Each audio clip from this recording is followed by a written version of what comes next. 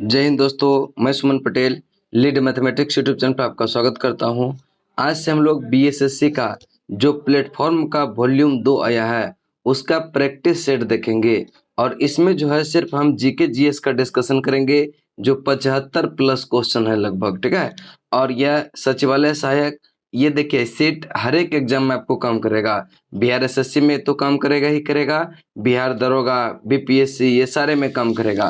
तो आज देखते हैं हम लोग इसका सेट नंबर 1, ठीक है। और एक सेट पर डे आएगा आपको शाम में, डेली शाम में आएगा, ठीक है। तो देखते हैं आज का।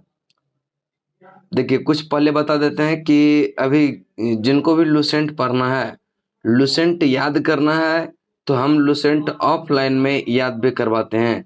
जो भी सचिवालय सहायक की तैयारी करते हैं और वह पटना में है तो आप लोग जो है मेरा बैच ज्वाइन कर सकते हैं। सचिवालय सहायक का यह परिश्रम बैच है और आप 45 दिन अगर मेरे साथ परिश्रम कर दिए, मेहनत कर दिए, तो आपका सिलेक्शन निश्चित है कि एक सीट पे हो जाएगा।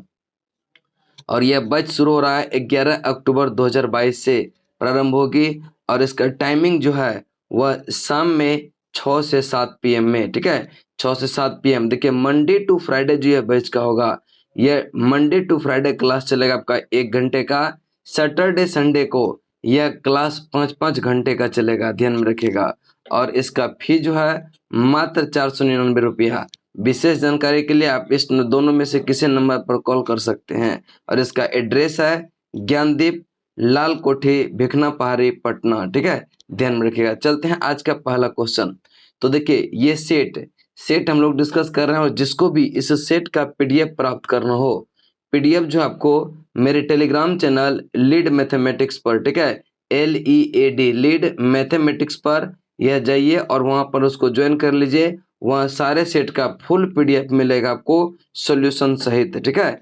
तो जिनको भी ज्वाइन करना है टेलीग्राम चैनल ज्वाइन कर लीजिए और यह सेट का पीडीएफ देखिए और उसको बनाइए, ठीक है। और देखिए कितना नंबर आ रहा है वो भी आप कमेंट में करेंगे।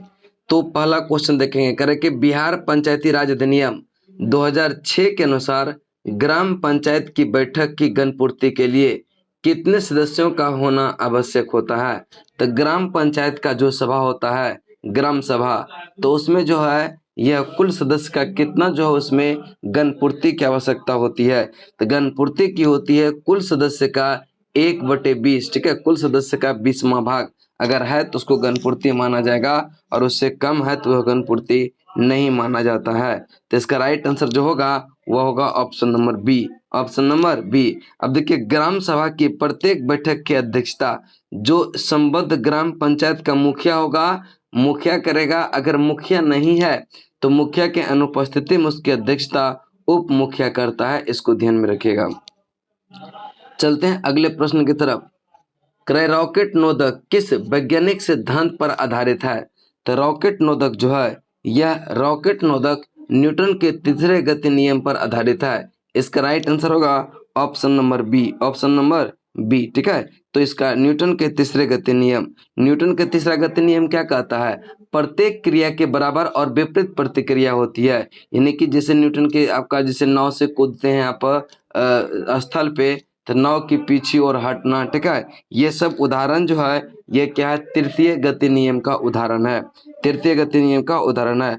और रॉकेट में ईंधन की दहन पैदा हुई गैसों से बाहर निकलती है और इसी प्रक्रिया द्वारा क्या होता है, जैसे इंजन से बाहर क्या होता है, धुआं निकलता है और जितना स्पीड से निकलेगा उतना स्पीड से जो है रॉकेट क्या होगा, आगे बढ़ेगा। अब देखिए रॉकेट का त्वरण निर्भर किस पर करता है। ये एग्जॉस्ट का वेग पर निर्भर करता है, ईंधन के दहन की दर पर निर्भर करता है और रॉकेट के द्रव्यमान के घटने से जो है त्वरण क्या होता है, बढ़ता है, इस पर निर्भर करता है। अगला क्वेश्चन चलते हैं, क्वेश्चन नंबर 3। कर्जन ने बंगाल विभाजन की घोषणा किस वर्ष किया था।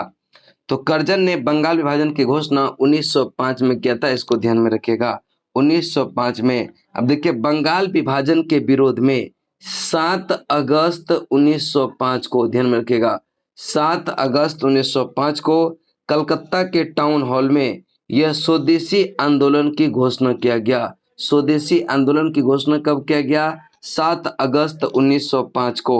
और बंगाल विभाजन जो लागू हुआ यानी प्रभावी हुआ, यह 16 अक्टूबर 1905 को बंगाल विभाजन प्रभावी हुआ और इसी दिन पूरे बंगाल में शोक दिवस भी मनाया गया। शोक दिवस भी इसी दिन मनाया गया। उसके बाद रविंद्रनाथ टैगोर के सुझाव पर संपूर्ण बंगाल में इस दिन यह राखी दिवस, कौन सा, राखी दिवस भी यह मनाया गया संपूर्ण देश में। एक प्रश्न बार बार आता है कि बंगाल विभाजन के समय बंगाल का लेफ्टिनेंट गवर्नर कौन था, तो इसको ध्यान में रखिएगा, एंड्रयूज फ्रेजर था। एंड्रयूज फ्रेजर इसका यह बंगाल का क्या था, लेफ्टिनेंट गवर्नर था। इसको आप ध्यान में रखिएगा। बात करते हैं अगला प्रश्न पर, ठीक है। चलिए चलते हैं, अगला प्रश्न करें कि फूलों की घाटी कहाँ स्थित है। फूलों की घाटी कह रहा है ना, तो फूलों की घाटी हिमाचल प्रदेश और उत्तराखंड, ठीक है, उत्तराखंड हिमालय में स्थित है फूलों की घाटी। जबकि शांत घाटी की अगर बात करते तो वह केरल में है। शांत घाटी केरल और फूलों की घाटी यह हिमाचल प्रदेश और उत्तराखंड हिमालय में पड़ता है, ध्यान में रखिएगा। फूलों की घाटी मुख्यतः जो है यह चमोली जिला में, कहाँ पर, चमोली जिला में अवस्थित है। यह रामायण काल में हनुमान की संजीवनी बूटी की खोज इसी घाटी में पधारे हुए थे, ठीक है, इसको ध्यान में रखिएगा। चलिए करें, चमोली जिले में स्थित फूलों की घाटी सन 1982 में, कब, 1982 में यह राष्ट्रीय उद्यान घोषित किया गया। इसको भी आप ध्यान में रखिएगा। अगला क्वेश्चन चलते हैं, क्वेश्चन नंबर आपका 5 नंबर प्रश्न है, सभी शासकों को यह 1857 के विद्रोह में शामिल होने के लिए पत्र किसने लिखा था। तो यह सभी शासकों को यह 1857 के विद्रोह में शामिल होने के लिए पत्र किसने लिखा था, ये लिखा था बहादुर शाह जफर ने। किसने लिखा था, यह बहादुर शाह जफर ने लिखा था। इसका राइट आंसर होगा option number B, option number B. Bahadur Shah Zafar का जो कार्यकाल रहा था 1837 से 57, और इसको अंतिम मुगल सम्राट भी कहते हैं बहादुर शाह जफर को, ठीक है। तो बहादुर शाह जफर को यह अंतिम मुगल सम्राट भी कहते हैं, इसको ध्यान में रखिएगा। अब देखिए, लाल किला दिल्ली स्थित जो है हीरा महल, ये किसने बनवाया था, तो यह भी बहादुर शाह जफर ने। नेक्स्ट है मशहूर शायर जिसका नाम है मिर्जा गालिब, यह भी बहादुर शाह के समय ही दिल्ली में रहते थे। बहादुर शाह को रंगून भेज दिया, जहां 1862 में उनकी क्या हो जाती है, मृत्यु हो जाती है। अब बात करते हैं कि दिल्ली से, ठीक है, 1857 के विद्रोह का जो नेतृत्व करता था वह कौन था, तो यह बहादुर शाह जफर और एक था बख्त खां। दोनों ध्यान में रखिएगा कि दिल्ली से 1857 के विद्रोह का नेतृत्व जो किया था वह बहादुर शाह जफर एवं बख्त खां था, और ब्रिटिश जो दमन किया था जॉन निकोलसन और हडसन था। जगदीशपुर की बात करें, यह जगदीशपुर से कुंवर सिंह किए थे, और कुंवर सिंह की मृत्यु के बाद उसका भाई अमर सिंह ने नेतृत्व किया था, इसको भी ध्यान में रखिएगा। फतेहपुर की बात करते हैं, फतेहपुर से था अजीमुल्ला, ठीक है, फतेहपुर से कौन था, अजीमुल्ला। और कानपुर से था नाना साहब तात्या टोपे, नाना साहब तात्या टोपे, इसको ध्यान में रखिएगा। अगला क्वेश्चन है, किस चीनी विद्वान ने भारत में बौद्ध धर्म ग्रंथ का अध्ययन किया। इसका राइट आंसर होगा वेनसांग। वेनसांग आपका ऑप्शन नंबर ए होगा। हर्षवर्धन के काल में यह भारत आया था, किसके काल में, हर्षवर्धन के काल में यह भारत आया था, इसको ध्यान में रखिएगा। और वेनसांग को यात्रियों का राजकुमार, ठीक है, यात्रियों का राजकुमार कहा जाता है, इसको ध्यान में रखिएगा। अगला प्रश्न चलते हैं, प्रश्न नंबर आपका 7। निम्नलिखित में से कौन सा नरम दल के नेता नहीं थे। तो नरम दल के नेता कौन नहीं थे, यह अरविंद घोष जो थे, यह नरम दल के नेता नहीं थे, यह अरविंद घोष गरम दल के नेता थे, इसको ध्यान में रखिएगा। उग्रवादी विचारधारा के जो प्रमुख थे यह लाल बाल पाल, ठीक है, लाल बाल पाल, यानी कि बाल गंगाधर तिलक, लाला लाजपत राय और बिपिन चंद्र पाल तथा अरविंद घोष, ये सब जो थे उग्रवादी नेता थे, नरम दल के नेता नहीं थे। तिलक ने कहा था कि हमारा उद्देश्य आत्मनिर्भरता है, भिक्षावृत्ति नहीं। यह कथन किसका है, तिलक का है, इसको भी ध्यान में रखिएगा। अगला क्वेश्चन चलते हैं, क्वेश्चन नंबर आपका, और ये एक पॉइंट और याद रखिएगा कि लाला लाजपत राय को ही शेर ए पंजाब के नाम से जाना जाता है, शेर ए पंजाब के नाम से जाना जाता है। अब देखिए, लाइफ डिवाइन एवं सावित्री पुस्तकें के संपादक के लेखक जो थे वह अरविंद घोष थे। इसको ध्यान में रखिएगा। अगला क्वेश्चन चलते हैं, क्वेश्चन नंबर 9। निम्नलिखित में से किस दवा का यह सेवन दुश्चिंता को कम करने के लिए किया जाता था? इसका राइट आंसर होगा, यह कौन सा हो जाएगा? एक मिनट, एक क्वेश्चन छूट गया आपका 8। रविंद्रनाथ टैगोर द्वारा रचित गीतांजलि यह मूलतः किस भाषा में लिखी गई थी? तो गीतांजलि जो लिखे थे वह बंगाली भाषा में। गीतांजलि के लिए यह 1913 में टैगोर को साहित्य का नोबेल पुरस्कार दिया गया था। और गीतांजलि की मूल यह संस्करण जो था यह 14 अगस्त 1910 को प्रकाशित हुआ था। गीतांजलि का अंग्रेजी संस्करण की बात करें तो यह नवंबर 1912 में गीतांजलि का अंग्रेजी संस्करण पहली बार प्रकाशित हुआ था। नेक्स्ट चलते हैं आपका, चलिए अगला प्रश्न चलते हैं, प्रश्न नंबर आपका 9 नंबर प्रश्न है, करें कि निम्नलिखित में से किस दवा का सेवन यह दुश्चिंता को कम करने के लिए किया जाता था?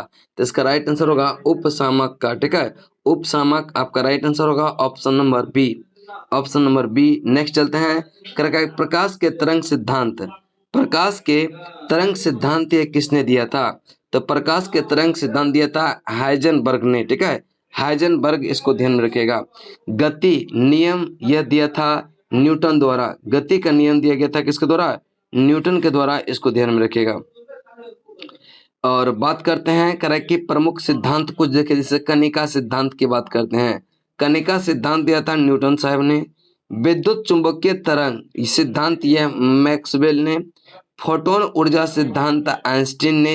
विवर्तन गुण का सिद्धांत दिया था यह ग्रिमाल्डी ने। ठीक है, ग्रिमाल्डी, इसको ध्यान में रखिएगा। अगला प्रश्न चलते हैं, प्रश्न नंबर आपका 11। कि भारत सरकार ने 2024 तक ये कितने नाभिकीय रिएक्टरों की स्थापना किया जाने प्रस्तावित किया है? तो यह टोटल 11, कितना? 11 जो है यह प्रस्तावित। भारत में वर्तमान में जो है यह 22 नाभिकीय रिएक्टर 7 विभिन्न स्थानों पर स्थापित किया गया है। कितना नाभिकीय रिएक्टर है? यह 22, इसको ध्यान रखिएगा। नेक्स्ट आप देखिए कि भारत में निम्न जो नाभिकीय रिएक्टर है जो कि निर्माणाधीन एवं प्रस्तावित है, एक है कुदानकुलम जो कि तमिलनाडु में पड़ता है, और एक है गोरखपुर जो कि हरियाणा में पड़ता है, जैतपुर यह पड़ता है आपका महाराष्ट्र में, और कोवारा, कोवारा यह आंध्र प्रदेश। राजस्थान में एक है माही बांसवाड़ा।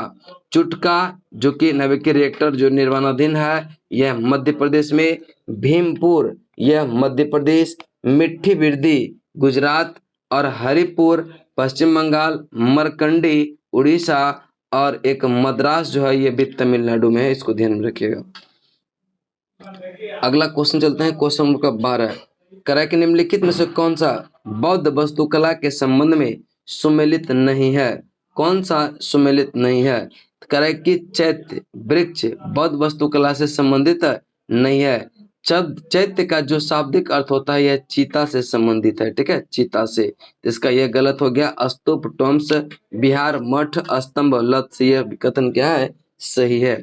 नेक्स्ट चलते हैं, आप देखिए भगवान बुद्ध के जन्म से संबंधित कुछ घटना है, तो प्रत्येक घटना और प्रत्येक बराबर क्वेश्चन पूछता है। यह जन्म का प्रतीक है कमल एवं साढ़, गृह त्याग का है घोड़ा, ज्ञान प्राप्ति का पीपल वृक्ष, निर्वाण का पद चिन्ह, इसको ध्यान में रखिएगा। और एशिया का ज्योतिपुंज भी किसको कहते हैं? गौतम बुद्ध को, लाइट ऑफ एशिया। चल नेक्स्ट चलते हैं आपका अगले प्रश्न की तरफ चलते हैं। प्रश्न नंबर देखिए, यहाँ से मैथ का शुरू होता है, फिर देखते हैं अगला प्रश्न कौन सा है जो कि जीके जीएस का है। तो आप देखेंगे 23 नंबर प्रश्न पर, 23 नंबर प्रश्न को ध्यान से देखिएगा। कह रहा है कि हमारे घर में पहला कथन है कि सभी उपकरण मुख्य आपूर्ति के समांतर क्रम में जुड़े होते हैं। यह कथन तो क्या है? सही है। और दूसरा कथन है सभी उपकरण मुख्य आपूर्ति श्रेणी क्रम में नहीं जुड़े होते हैं। यह कथन गलत है। एसी की आपूर्ति 50 हर्ज की आवृत्ति पर की जाती है। यह कथन आपका सही है। यानी कि कथन 1 और कथन 3 सही है, तो आपका राइट आंसर होगा ऑप्शन नंबर सी। और 2 नंबर कथन जो है वह गलत है। चलिए अगले क्वेश्चन की तरफ चलते हैं। क्वेश्चन नंबर आपका 24 फिर आपका मैथ का है, रीजनिंग का है। अब चलते हैं देखते हैं 25 नंबर प्रश्न।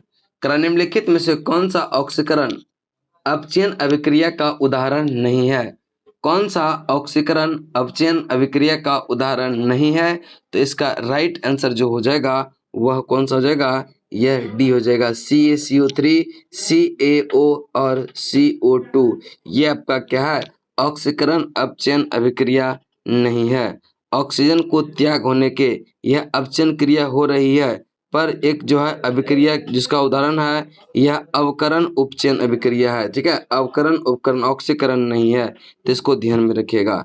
आपका नेक्स्ट चलते हैं क्वेश्चन नंबर का 26 नंबर है कि एक वस्तु एक अवतल लेंस के मुख्य अक्ष पर उसके प्रकाशित केंद्र O और अनंत के बीच स्थित बिंदु पर रखा जाता है। निर्मित प्रतिबिंब जो होगा वह कहाँ पर होगा? यह निर्मित प्रतिबिंब जो होगा सीधा होगा और छोटा होगा, सीधा होगा और छोटा होगा। वस्तु की स्थिति, ठीक है, अगर वस्तु को अनंत पर रखते हैं तो यह प्रतिबिंब की स्थिति जो है यह क्या होगा? F2। यहाँ लेंस की बात कर रहे हैं, दर्पण की नहीं, ध्यान में रखिएगा। तो अवतल लेंस में अगर वस्तु की स्थिति अनंत पर रखते हैं तो इसका प्रतिबिंब F2 पर बनेगा। आभासी सीधा तथा वस्तु से अत्यंत छोटा बनेगा। अनंत और प्रकाशिक केंद्र के बीच पर रखते हैं तो यह F2 तथा प्रकाशिक केंद्र के बीच बनेगा और आभासी होगा और वस्तु सीधा तो होगा ही और वस्तु से क्या होगा? छोटा बनेगा। इसको ध्यान में रखिएगा। और अवतल लेंस का प्रयोग यह गैलीलियो टेलीस्कोप तथा निकट दृष्टि दोष के दूर करने में भी प्रयोग करते हैं। किसका? अवतल लेंस का। अवतल लेंस की फोकस दूरी ऋणात्मक होता है और उत्तल लेंस का फोकस दूरी जो होती है वह धनात्मक होती है। इस पॉइंट को ध्यान में रखिएगा। नेक्स्ट चलते हैं आपका 27। 250 ग्राम ग्लूकोज में उपस्थित ऑक्सीकरण परमाणुओं की संख्या कितनी है? तो इसका राइट आंसर होगा 50.2 इंटू 10⁻27। आपका right answer option number B होगा। नेक्स्ट चलते हैं प्रश्न नंबर आपका 28।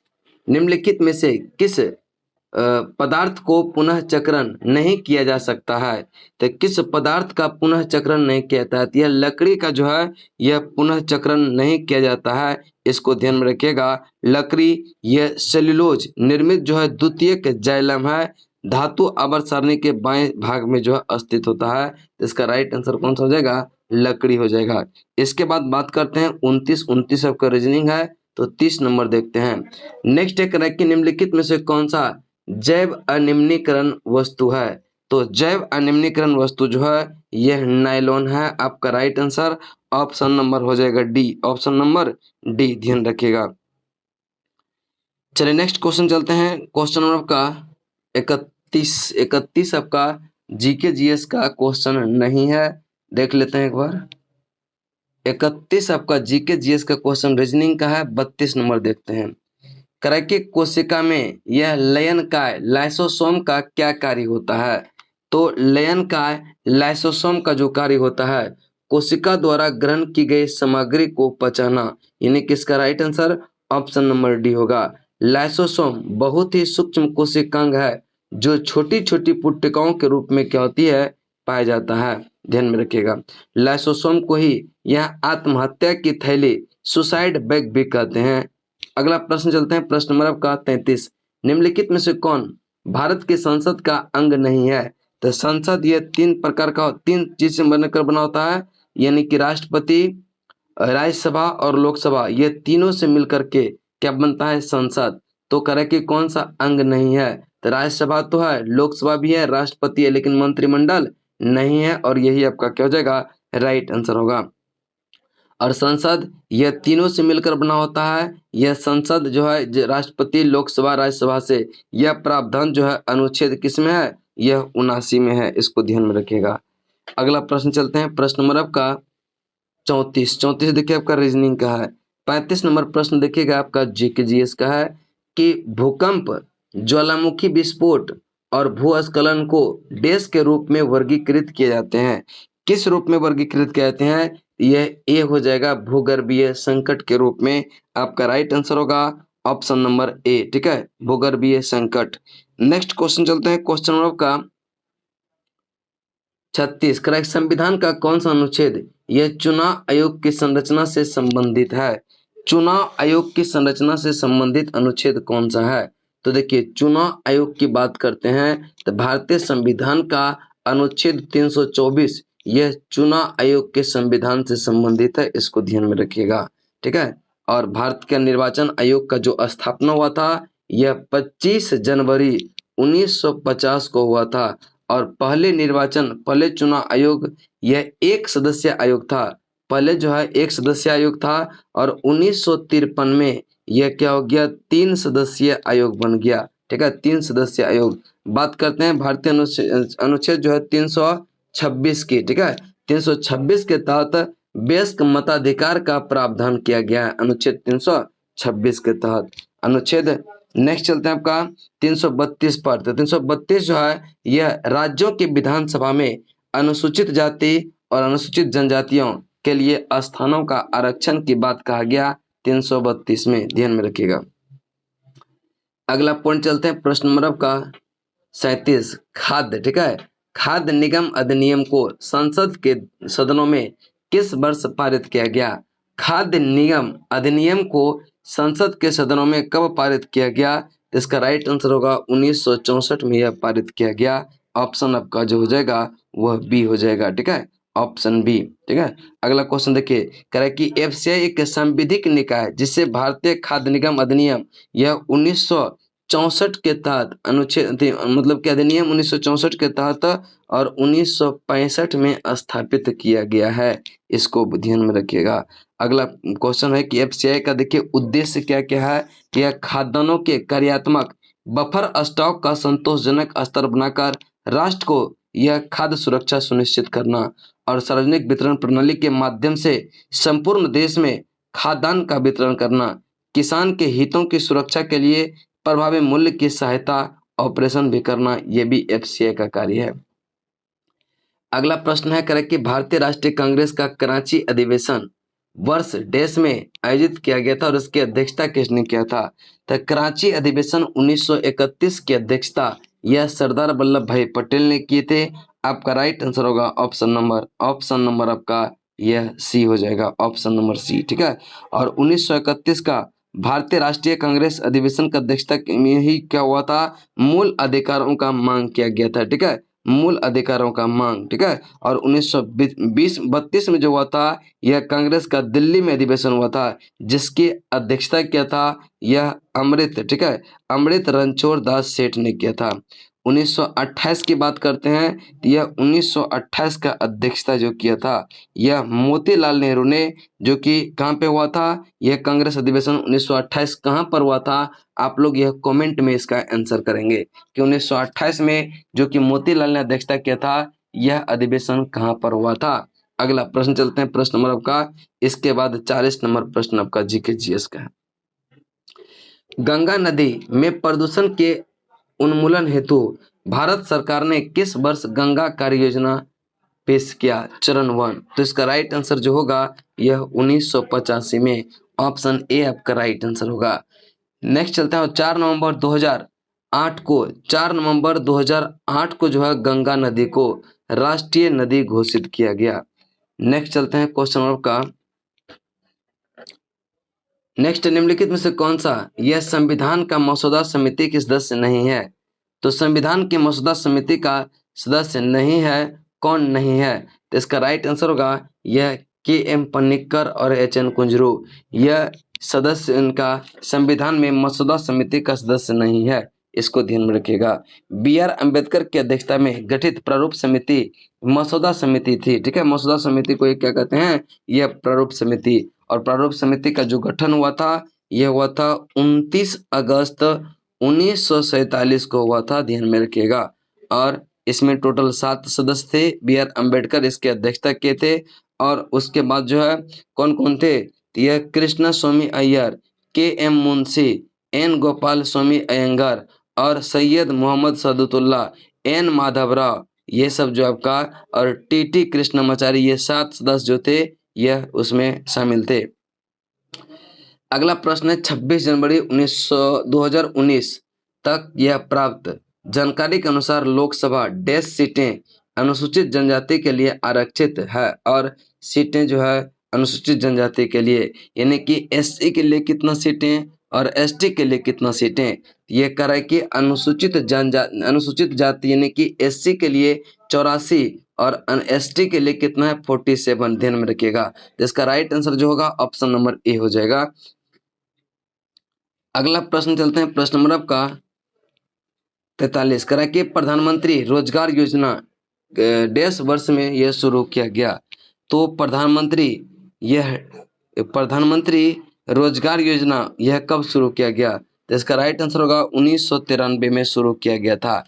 और जवाहरलाल नेहरू रोजगार योजना की बात करते हैं, जवाहर रोजगार योजना यह 1989 में, जवाहर रोजगार योजना। नेहरू रोजगार योजना भी 1989 में, और रोजगार आश्वासन योजना 1993। स्वर्ण जयंती सहकारी शहरी रोजगार योजना यह 1997 में। स्वर्ण जयंती ग्राम स्वरोजगार योजना यह 1999। और जेपी, ठीक है, जेपी रोजगार गारंटी योजना की बात करते हैं तो यह 2002-3 में आया था। और राष्ट्रीय ग्रामीण रोजगार गारंटी योजना की बात करते हैं तो यह 2006 में आया था। ये सब ध्यान में रखिएगा रोजगार योजना को भी। अगला प्रश्न चलते हैं, प्रश्न नंबर आपका 45। बांग्लादेश के ग्रामीण बैंक की स्थापना कब हुआ था। तो बांग्लादेश के ग्रामीण बैंक की स्थापना जो हुआ था यह कब हुआ था। तो यह हुआ था 1983 में, इसको ध्यान में रखिएगा 1983 में। नेक्स्ट चलते हैं, धामेक स्तूप यह किस राज्य में स्थित है। धामेक स्तूप जो है यह उत्तर प्रदेश में स्थित है। आपका राइट आंसर होगा ऑप्शन नंबर। और इस स्तूप का निर्माण सम्राट अशोक के द्वारा धामेक स्तूप सारनाथ में स्थित है। ठीक है, धामेक स्तूप जो है यह कहां पर, सारनाथ में स्थित है।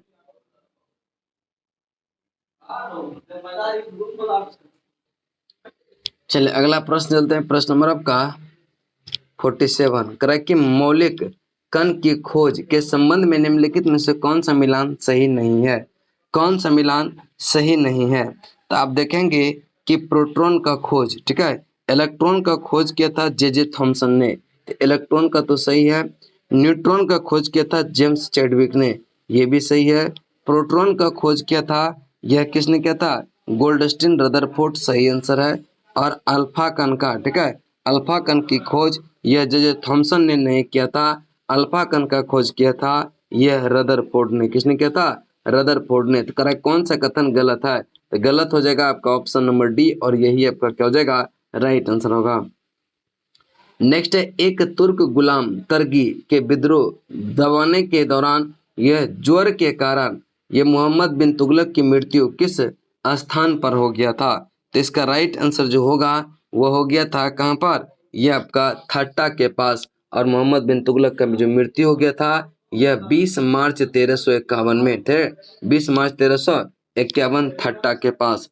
अगला प्रश्न है, निम्नलिखित में से किसने 1828 में ब्रह्म समाज की स्थापना किया था। तो ब्रह्म समाज की स्थापना किया राजा राम मोहन राय ने। आपका राइट आंसर ऑप्शन नंबर जो हो जाएगा ऑप्शन नंबर यह बी सही आंसर होगा।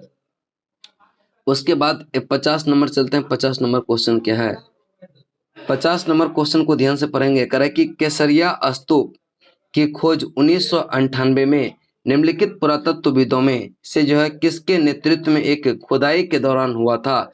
तो इसका राइट आंसर होगा यह के मोहम्मद, ठीक है, के मोहम्मद के नेतृत्व में कब हुआ था, 1998 में। और केसरिया स्तूप जो है यह बिहार के चंपारण जिला में स्थित है, इसको भी ध्यान में रखिएगा।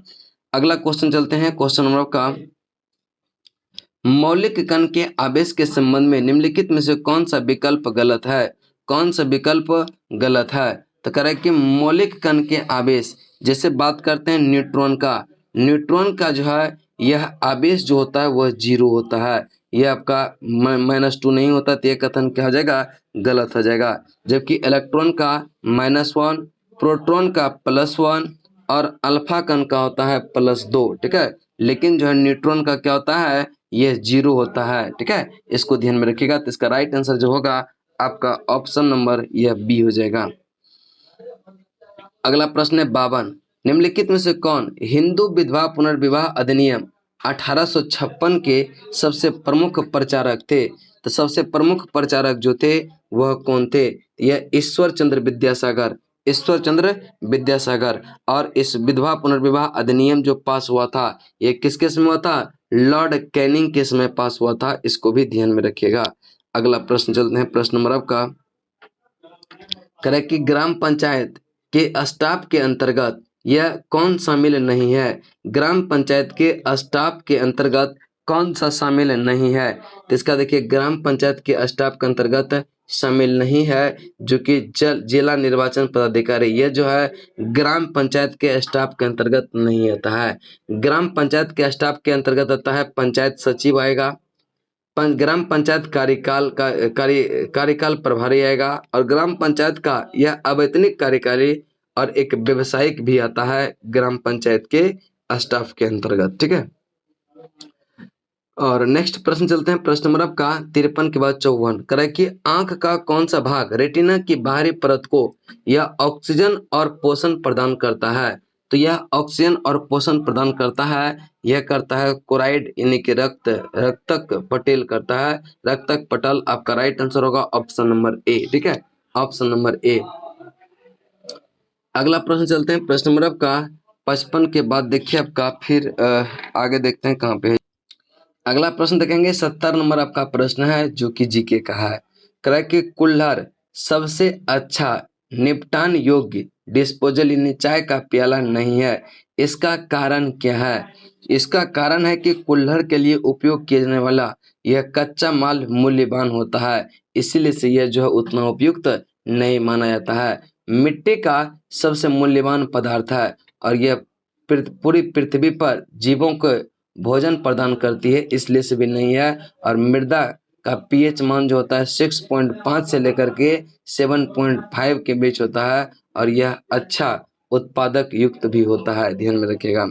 अगला प्रश्न चलते हैं, प्रश्न नंबर आपका 71 सोने के लिए निम्नलिखित में से किस गुण के कारण आभूषण बनाने के लिए सबसे उपयुक्त मानी जाती है?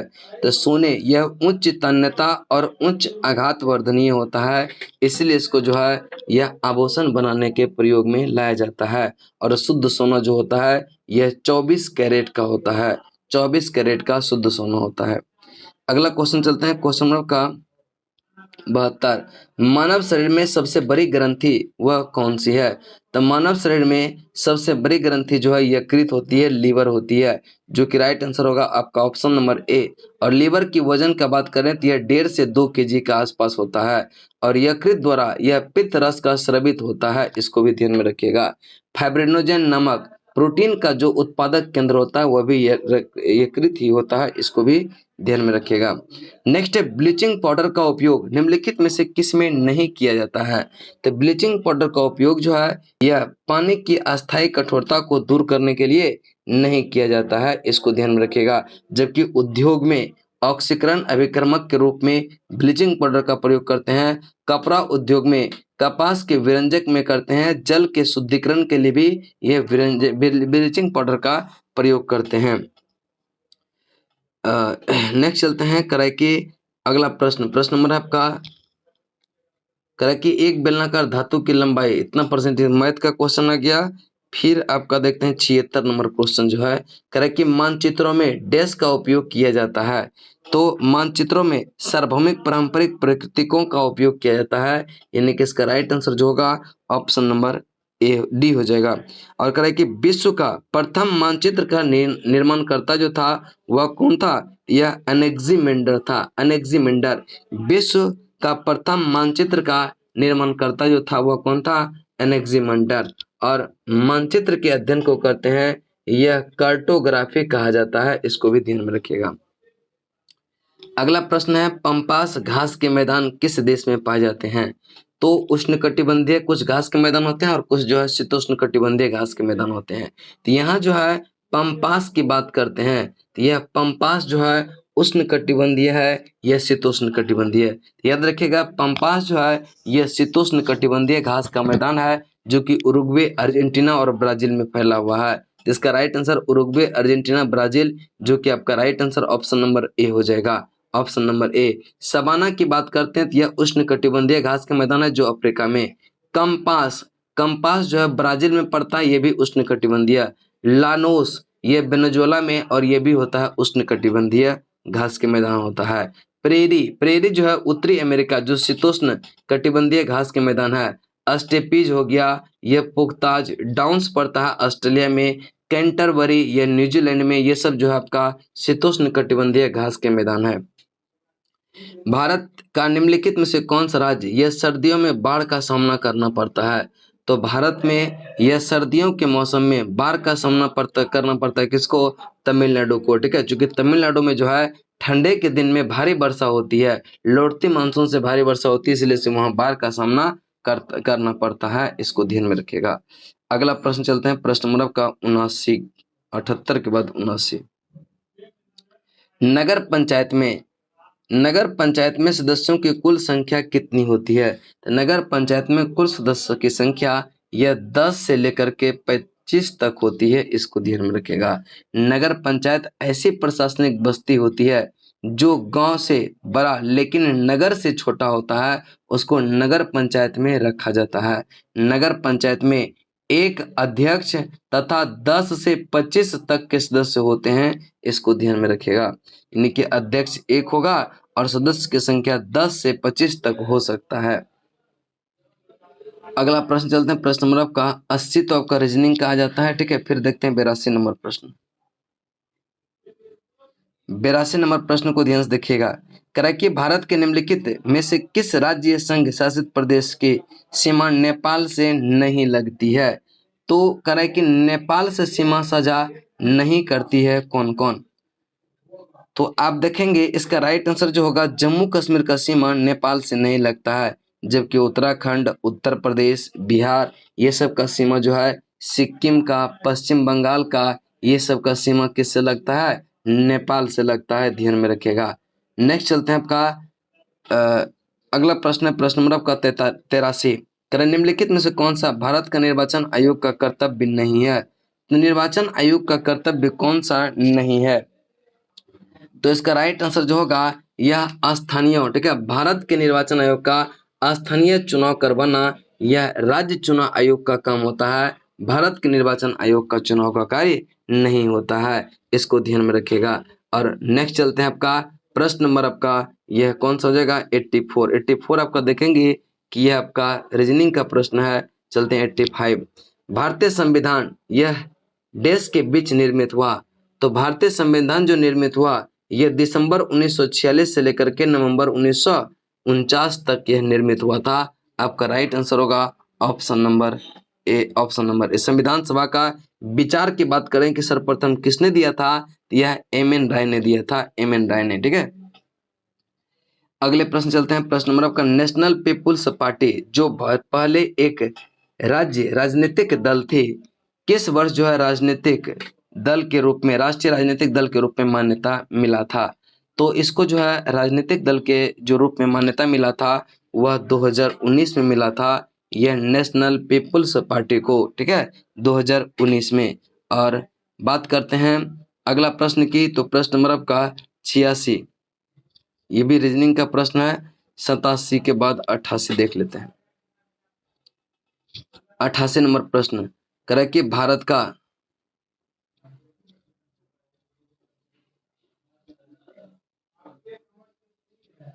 भारत पर 1929 की महामंदी के प्रभाव के संबंध में निम्नलिखित में से कौन सा कथन सही नहीं है?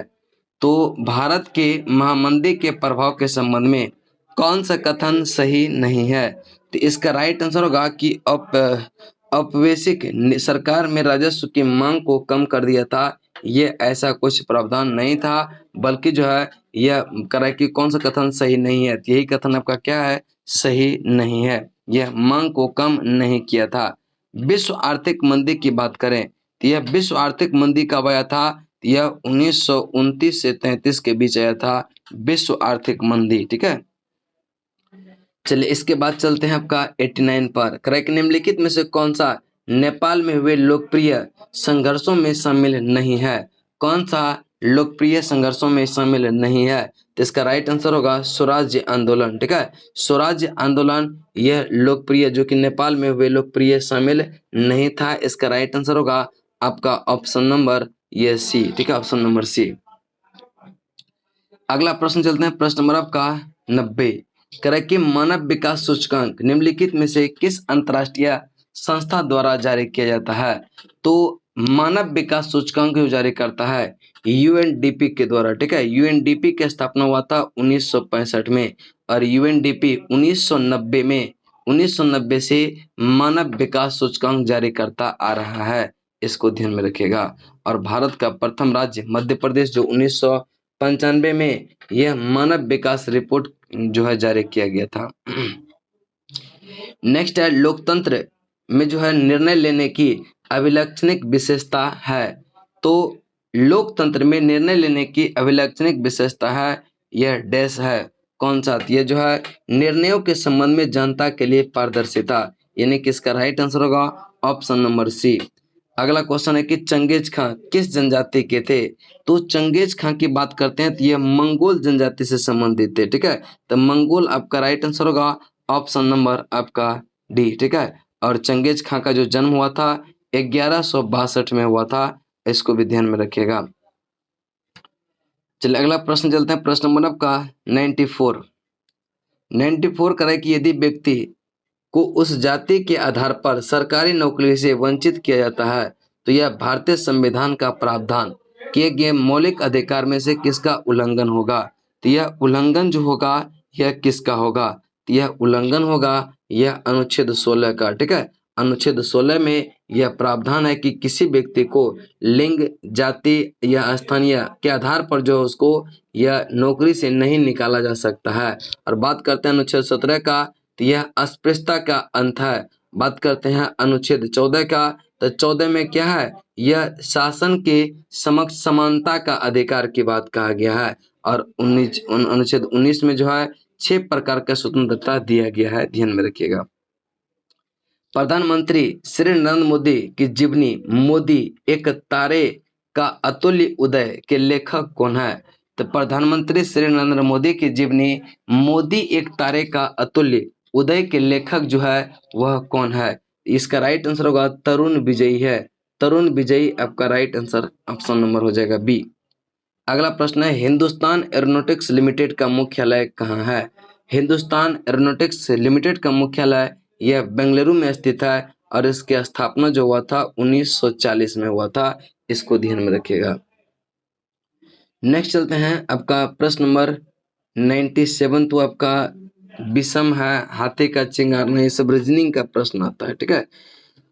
उसके बाद देखते हैं आपका, चलिए नेक्स्ट प्रश्न चलते हैं, प्रश्न नंबर आपका 109 करा कि पानी के शुद्धिकरण का कौन सी पद्धति यह कीटाणु को नहीं मारती है? तो कीटाणु को कौन सा पद्धति, देखिए उबालेंगे तो कीटाणु मर जाता है और क्लोरीकरण भी करेंगे तो ये भी कीटाणु मर जाएगा, आसवन विधि से भी यह कीटाणु मर जाता है, लेकिन छानने से कीटाणु नहीं मरता है। इसका राइट आंसर होगा ऑप्शन नंबर बी।